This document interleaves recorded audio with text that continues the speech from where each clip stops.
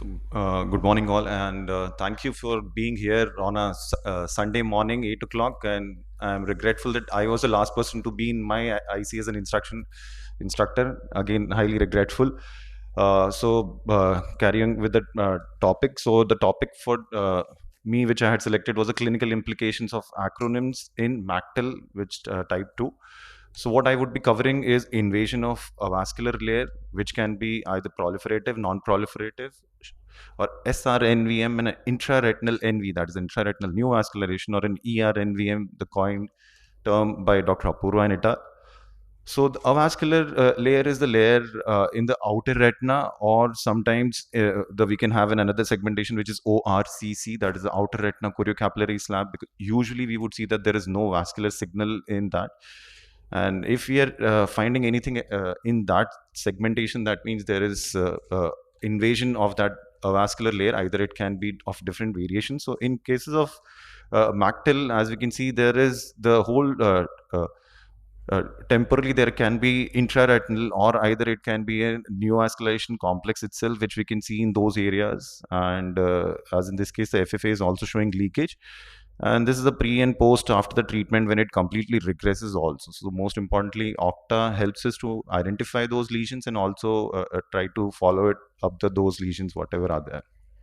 So this is the same case with the other eye. What we can see, the lesion in the right eye remains to be the same and does not increase. This is a follow-up over 3 months, as what we can see. Other possibility of invasion is the small PEDs, which has a good flow signal, as what we can see. And we can see that in the outer retinal layer, there is a very small network. And if we follow up such cases, because at this point of time, there is no particular indication to inject. So following it up after till 18 months, as what we can see, gradually those areas of PED or that neovascular complex is increasing. So this is a comparative image for the same patient, as we can see after 18 months, that there are different or the completely different areas. As you can see, there is a separation of that small PED from one side to the another. So it started from here, and there is here at this point there is nothing, and then again there is a small PED. So this is the same image showing that it is completely different lesion, or the same lesion which is sub RP and then later on showing up. Sometimes whether we feel whether these are the segmentation artifacts, but if we do an octa and look for the B scan signals, as we can see, it shows high signal intensities in those cases. As we can see, whether this is artifact because it's showing some flow within itself.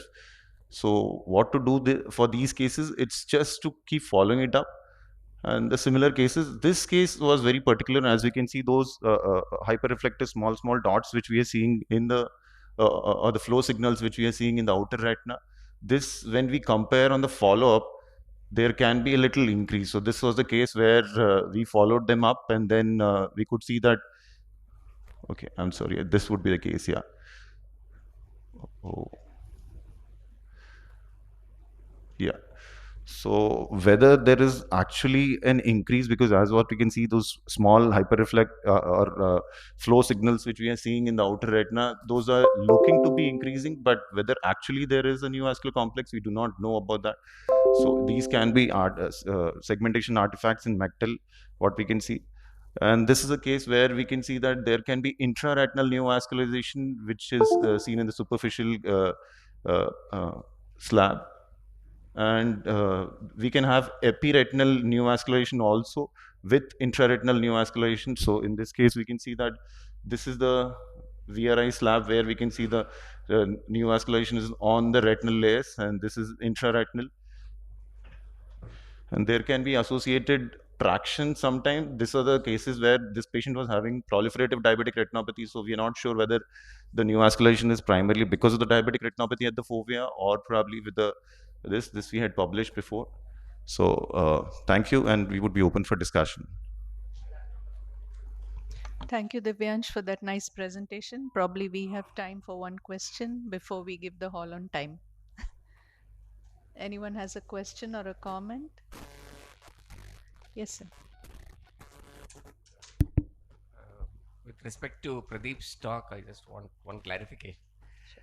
Whether drill is something that is to be assessed at the time when there is acute edema or after the subsidence of edema with pharmacotherapy. Because what appears like drill in the acute stage will actually not be so when it is gone.